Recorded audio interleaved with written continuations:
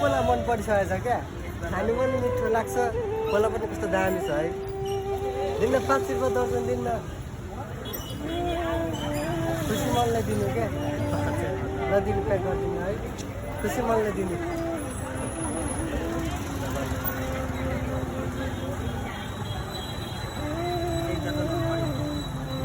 एक दर्जन दिनु मलाई बढी पनि चाहिँदैन क्या खुसी मनले दिनु 5 रुपियाँ मात्र 5 रुपियाँ मात्र दिनु मलाई पैसै 5 रुपियाँ छ के गर्नु दिनुहुन्छ दिनु न